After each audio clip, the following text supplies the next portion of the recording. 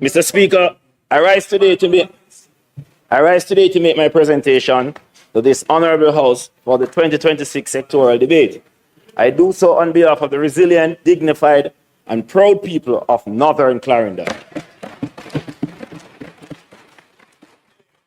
A people who understand struggle, sacrifice, and survival.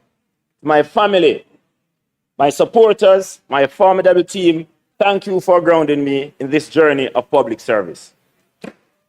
I also want to thank my colleagues and specifically the Leader of the Opposition for entrusting me with this honor.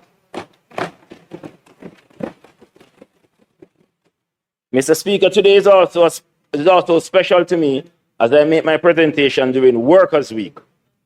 I want to salute the unyielding workers of Jamaica who have built the bedrock of our democracy, from our private sector workers, our public sector workers, to the informal workforce. I extend my profound gratitude to the men and women who have kept this nation moving forward. I also extend my congratulations to the IDT on their ongoing 50th anniversary celebration.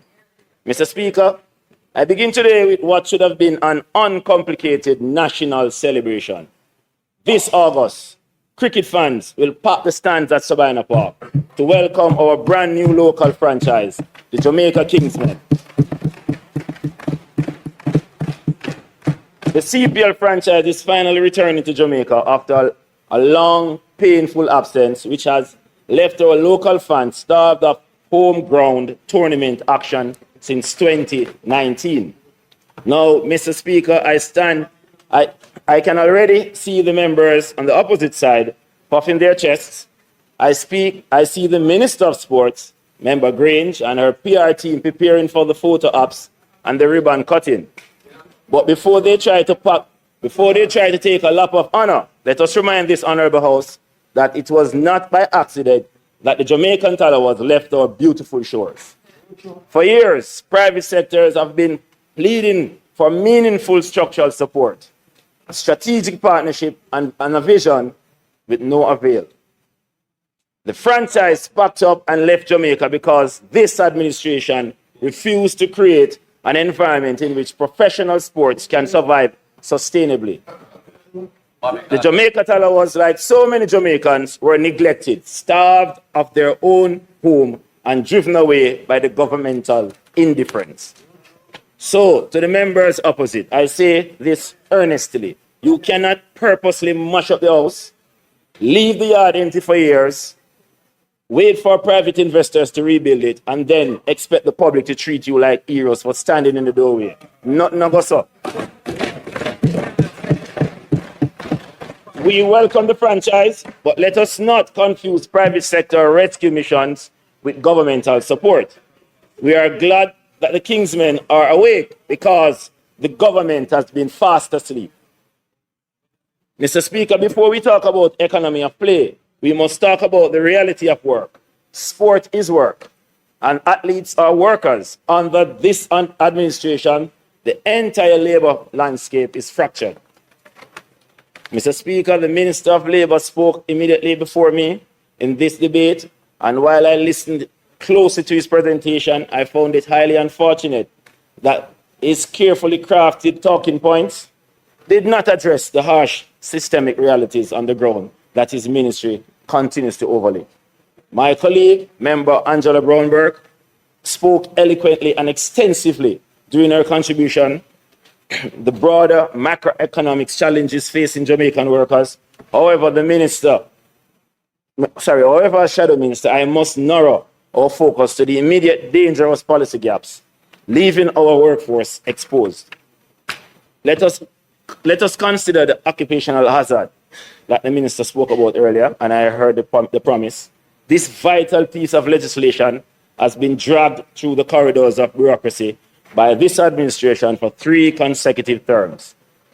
Generation after generation of Jamaican workers have gone to their graves waiting for modern-day safety laws, while the government continues to delay our citizens, especially those in the rapidly expanding construction sector, are stepping onto job sites without adequate, modernized legislative protection risking their lives in workplaces that mainly dangerously underregulated. This is not administrative delay, this is policy negligence. 3 terms of soon-come policy is an active failure of the government toward the Jamaican working class. We are therefore calling for the passage of OSHA in this legislative year. Furthermore, Mr. Speaker, let us consider the plight of our private security guards. 4 years ago, this government removed the legal distinction that separated the security guards' minimum wage from the regular national minimum wage. By flatlining that structure, they effectively froze specialized wage adjustments for the men and women who face the highest risks protecting our banks, our schools, and our lives. Yet, this specialized hazard pay has been entirely eliminated. I now turn to another deeply concerning trend, the expansion of the unregulated work program arrangements for our career workers. These individuals function as logistics backbone of the commerce, yet they are treated as perpetual independent contractors. Stripped of basic job security, sick leave, severance protection, fisher folks, the very people who feed this nation remain entirely outside of the safety network. A progressive labor policy which actively creates structural pathways to mandate incentive, the inclusion of these traditional sectors under the National Insurance Scheme, guaranteeing them dignity in retirement. Mr. Speaker, we recommend a robust labor policy comprising a long-term national development framework that connects education, employment productivity, worker protection, business growth, and social mobility. Such a strategy must first acknowledge Jamaica's harsh realities. We are a country where many workers struggle with functional literacy and digital skills, while at the same time, thousands of highly educated Jamaicans are underemployed, migrating, or trapped in systems with limited upward mobility. We have sectors where the rights of all laborers, workers that is, are poorly enforced. Informal employment is widespread, and too many employers still operate with minimal accountability. Mr. Speaker, a fundamental flaw in our current labor framework is the chaotic fragmentation of how we manage our working people. Essential components of the workforce capacity are scattered across separate, uncoordinated silos. Employment matters are isolated under the Office of the Prime Minister. Skills issues sits at the Ministry of Education, and general labor issues are handled by the Ministry of Labor. This bureaucratic scattered means that workforce has no centralized access to support. If an individual needs upskilling, registration, or dispute resolution, they are forced to negotiate an uncoordinated maze of separate state agencies. I propose that we consolidate these fragments into a single cohesive bucket under the Ministry of Labor and Workforce Development. All workforce, training, legal protections, and certification programs belong under one administrative roof, ensuring every working person has unhinged structural access to economic advancement. This strategy requires implementation of key localized measures, including, but not limited to, many of our adult upskilling digital literacy certification programs more accessible, especially to those living in rural Jamaica. Mr. Speaker, how do we expect a young man or a woman in Northern Clarendon, in areas like Anion Town, Kellits, Gale Town, Crooked River, or Braehead, to advance in a global workforce when adult upskilling tools remain completely out of physical and digital reach? We must establish targeted rural literacy skill building centers to lift up our people out of structural stagnation. Enforcing workers' rights, workplace protection, one of Jamaica's biggest labor failures, is not merely weak laws, but weak enforcement. Workers' rights without enforcement are meaningless. We must therefore strengthen enforcement capacity to reduce incidents of work abuse and exploitation, such as unpaid overtime, lack of contracts, denial of leave, and the dismissal without due process. Reforming the security industry. The security industry is one of the clearest examples of structural labor exploitation. Thousands of security guards, excessive hours under dangerous conditions, while earning wages that often do not reflect the risk of responsibility and the job. We also should enforce employee classifications for security guards, including mandating pension and insurance coverage, and providing minimum training and certification standards. Security guards are essential workers and should not exist permanently in economic insecurity. Wage and productivity reform. Jamaica's economy has historically depended on how low wages in many sectors. Low wages do not create sustainable development. A modern labor strategy would connect wages to productivity and national growth.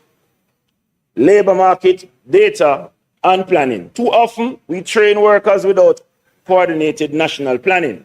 A coherent strategy requires leveraging real-time labor market data to forecast future industry needs and coordinate between universities and employers. Government policy must stop reaching unthinkingly and start planning strategically. Mr. Speaker, when labor policies fail and sport development stalls, you create a national disaster. The great Jamaican brain drain. Let us look at the empirical data. The recent UND migration poll reveals an absolute, though not surprising, horror show for our future. 71% of Jamaican youth plan to migrate within the next 3 years.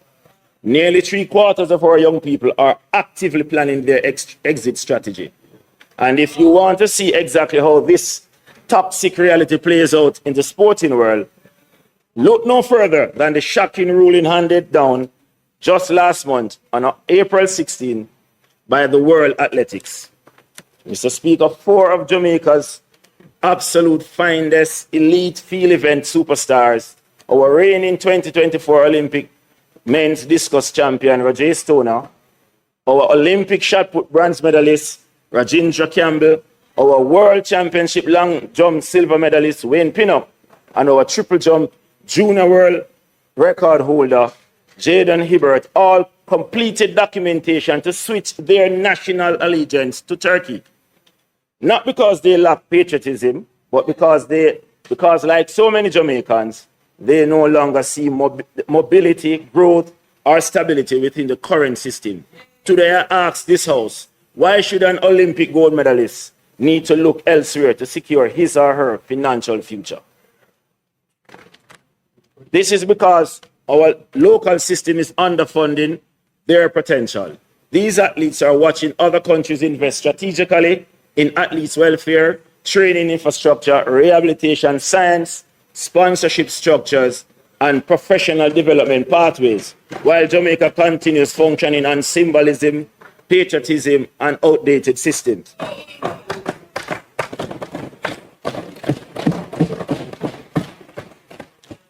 The Sports Development Foundation public bodies document tells a sobering story. While administrative expenditures and executive salaries are climbing, funding for athletes' welfare decreased this year. We cannot continue asking our athletes to survive on vibes, speeches, flag waving. We can't keep underfunding our talent and then we act shocked when they look toward foreign borders. I now turn to the physical state of our sport infrastructure. On February 27, 2025, the Minister of Sports confidently assured the nation that the resurfacing of the running track at the National Stadium was fully on track to be completed on time. However, during the PAAC hearing, the Permanent Secretary with responsibility for sports admitted that the contractors received payment before certification was secured, leaving the track entirely uncertified by World Athletics. Yes. A specialized international measuring lab visited Jamaica in April to see if the track can be certified. We are now in May, and the ministry is sitting on the report from that investigation. Why is this important? Because next month, in June, we are hosting our national trials to select teams for the Commonwealth Games and the World Under-20 Championships. If one of our athletes, sprinters, or youngsters shatters a world record, that once-in-a-lifetime achievement will be completely erased from history due to administrative incompetence. World Athletics will refuse to ratify it because the track lacks international certification. The administration is actively playing Russian roulette with the life-changing career moments of our youth.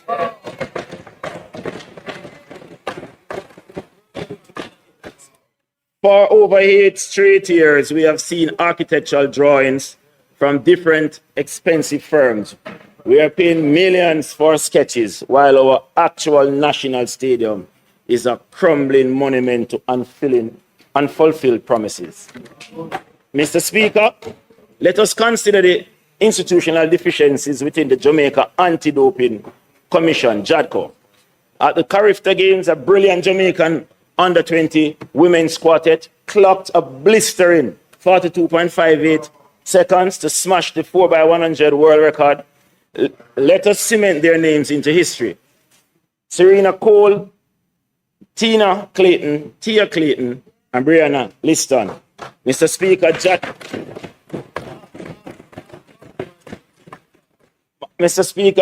JADCO committed a grave administrative oversight when they failed to test all 4 runners on the night of the race.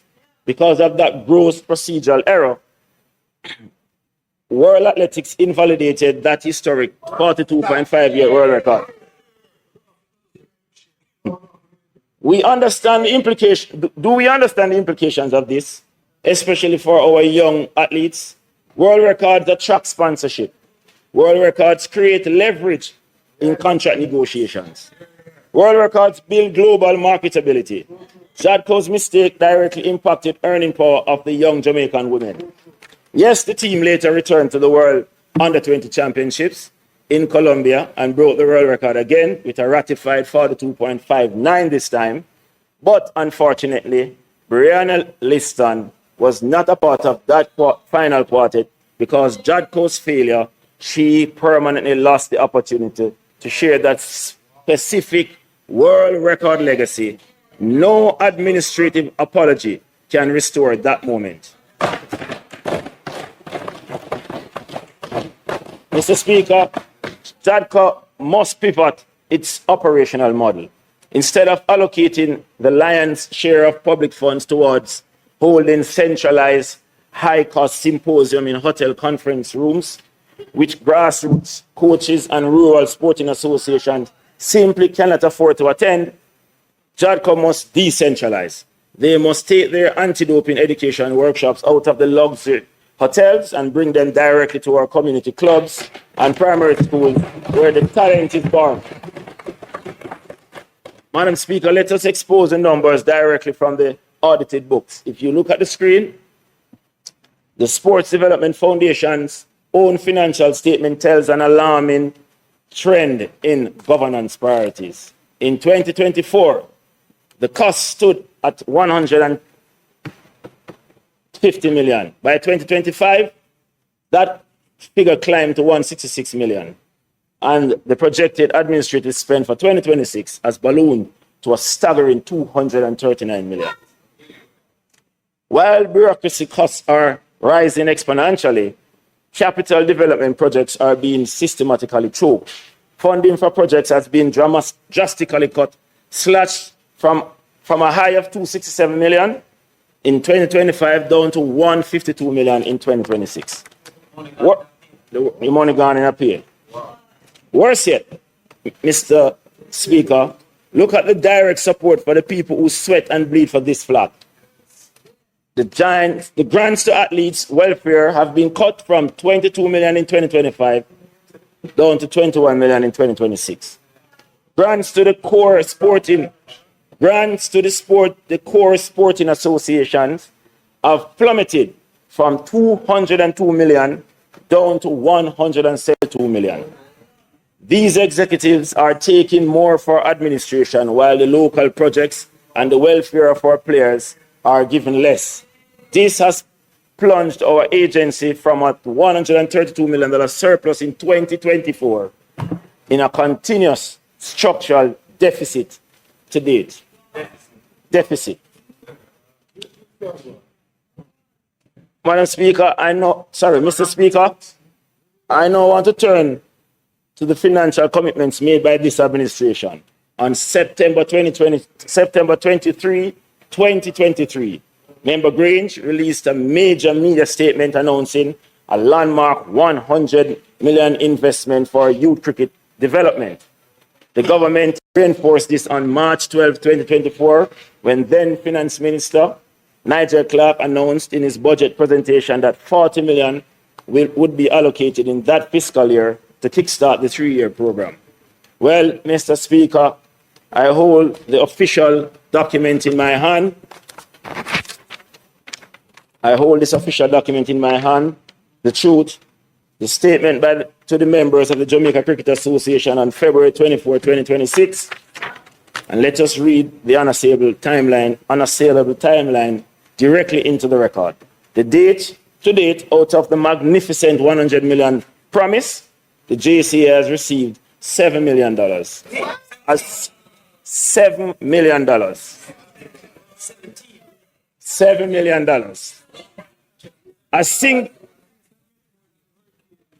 Well, it's a little bit more than the hurricane people received.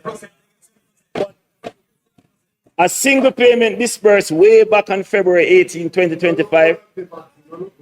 That is less than 1% of the promised development fund. Mr. Speaker, let us look at what this lack of sports tourism vision costs us. On the screen is the true economic impact of the ICC Men's T20 World Cup in 2024.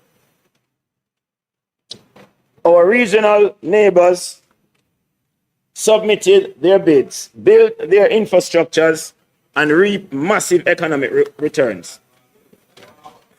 Barbados generated $426 million US dollars. St. Vincent and the Grenadines brought in $225 million. St. Lucia brought in $133 million US dollars, we're talking. Antigua brought in $114 million US dollars. Guyana secured $77 million. And Trinidad and Tobago saw an economic impact of $69 million. And what did Jamaica make from this multi-million-dollar regional windfall? Zero. Zip. Because this government completely failed to submit a bid to host the World Cup matches. When they were pressured and criticized for this massive failure, they used the $100 million cricket fund announcement as a political shield. To quiet the public anger. Or a con, possibly. They failed our sports industry. They failed our sports tourism sector by not bidding for the World Cup. They promised $100 million in lieu of that failure, and today they have delivered less than 8% of that promise. A promise made must become a promise kept. And what are the real world consequences of this underfunding? While press conferences are plentiful, grassroots cricket continues to deteriorate. Look at our schools. Primary school cricket remains severely neglected by this government.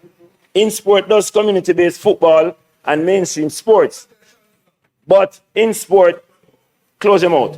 In sport does absolutely zero grassroots development for cricket. Community programs remain inconsistent. Mr. Speaker, how do you expect the Jamaica Cricket Association to unearth and polish the next generation of cricketers, mastering in rural communities like Cropshill, Otterseat, Guava Ground, Bagole, Desire, Johnsall, or even Morgan Spas, when the grassroots pipeline has been systematically starved? We are systematically eroding the foundational sport of the Caribbean out of the school's curriculum, leaving our local fields completely abandoned. The pipeline that once produced generations of West Indian excellence continues to weaken. Mr. Speaker, now is the time for the structural reform, not slogans, not press conferences, not photo ops, real, meaningful reform. Mr. Speaker, if you want to understand how broken our system is, let us look at our historic Sunshine Girls. On May 10, 2026, Netball Jamaica leadership put out a desperate public plea. Our netballers won a historic silver medal at the last Commonwealth Games. They are preparing for the upcoming global stage. Yet today, they are in an absolute crisis because they cannot afford a strength and conditioning coach due to severe financial constraints.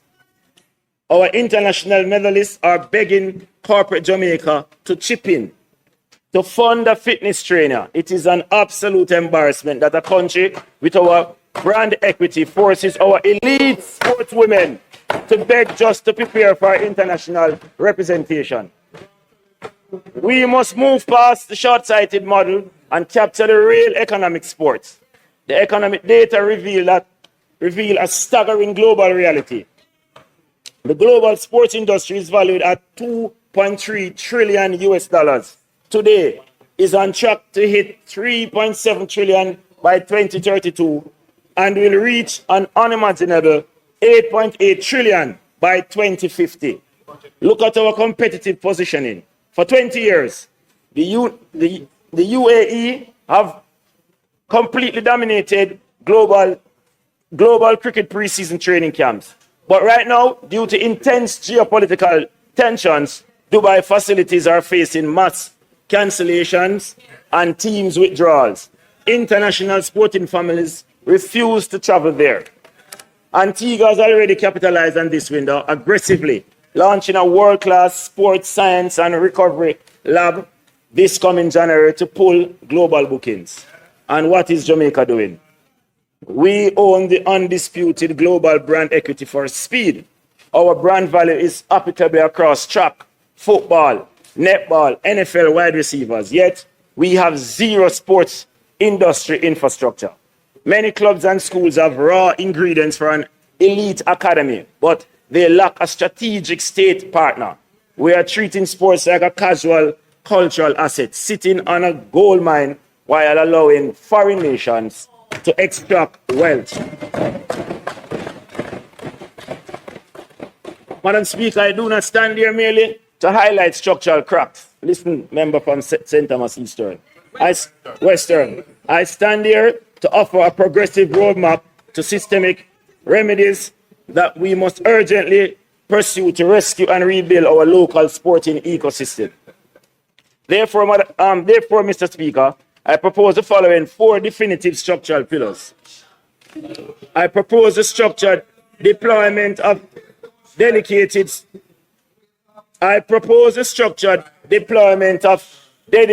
constituency sports officers, where one officer is assigned to manage 2 adjacent constituencies. We cannot effectively guide community intervention from an isolated office in Kingston. The core responsibility of these officers must be directly to manage, secure, and run active, weekly structured programming for our community netball courts, football fields, cricket pitches, and athletics track. Mr. Speaker, let us bring organized, disciplined athletic opportunities directly into the spaces where our youth congregate, providing a constructive, protective outlet for our young people in areas like Jericho, Ballards River, Pleasant Hill, Retford, Bullhead, and Anderson Town, during the critical summer months when vulnerability is at its highest. Mr. Speaker, I also propose the immediate implementation of a criteria-driven, apolitical national sports policy designed to provide structured pension and health insurance frameworks for our retired icons. We must also end the reactive ad hoc approach to honoring our greats. Let us honor our giants while they're alive and well. Under this codified framework, I propose the immediate erection of a statue for the legendary ambassador Courtney Walsh at Sabina Park. Let us erect proper permanent monuments for our history makers, such as Dian Hemmings, the first female English-speaking Caribbean gold medalist.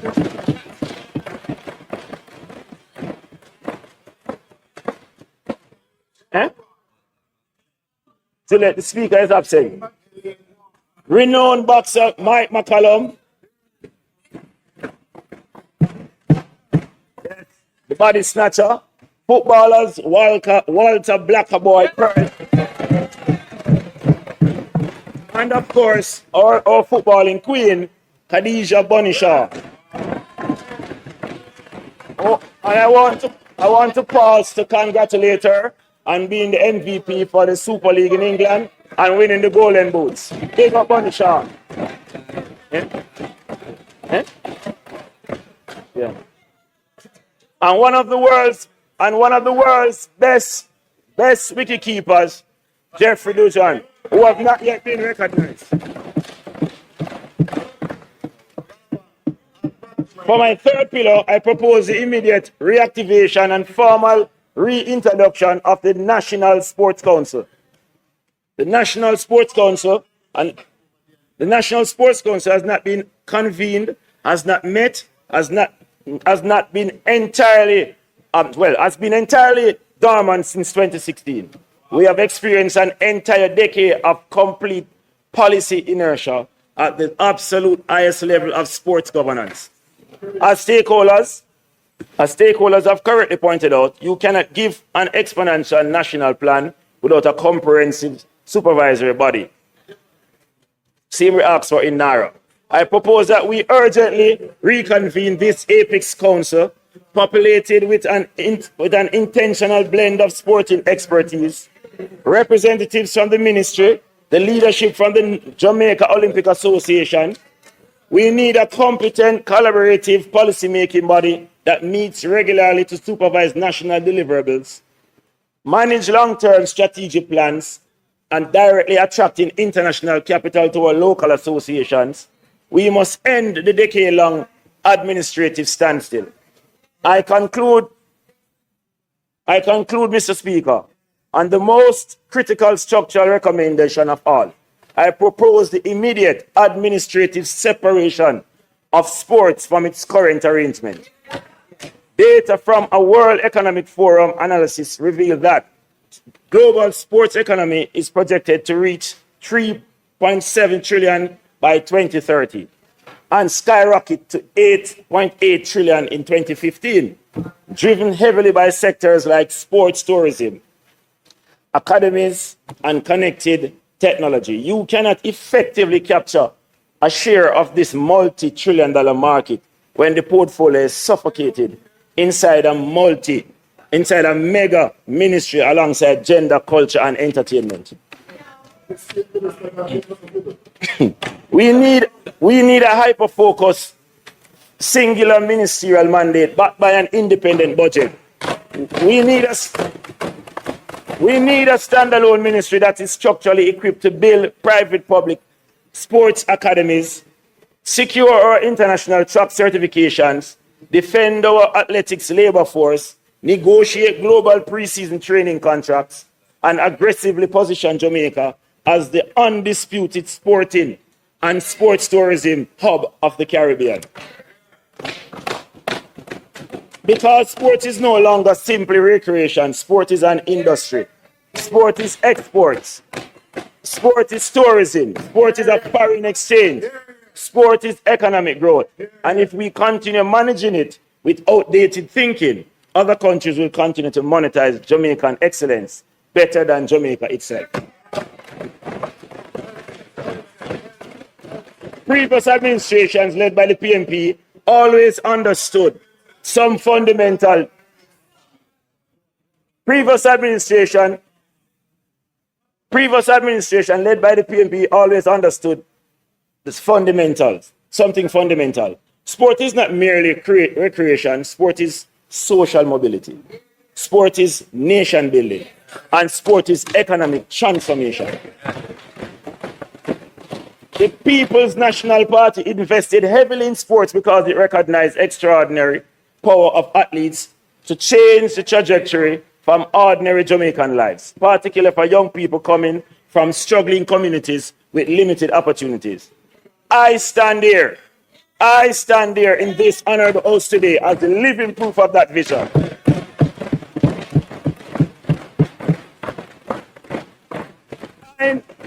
I know personally what investment in sport can do. I benefited from the sport. 30 seconds. 2 minutes, Mr. Chief, please. I know personally that investment in sports can do. Member, you're going to wrap up now. Wrap up now.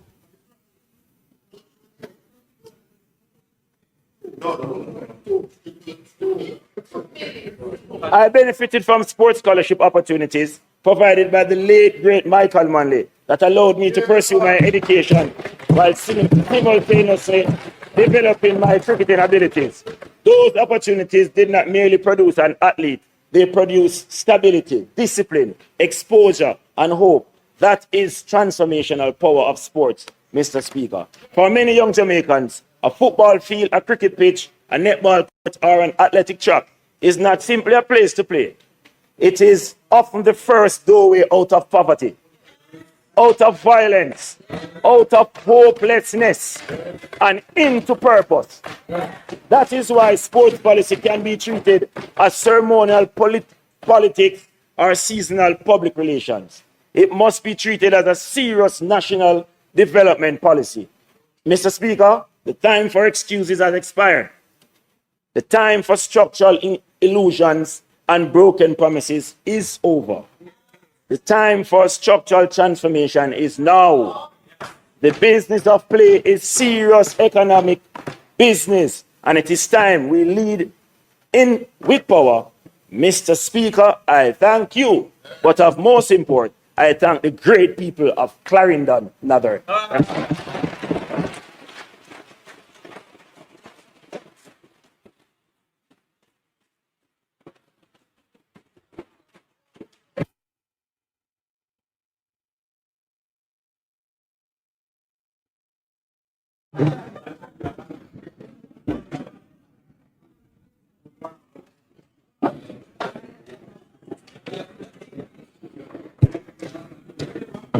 Will the member from St. Catherine Southeastern?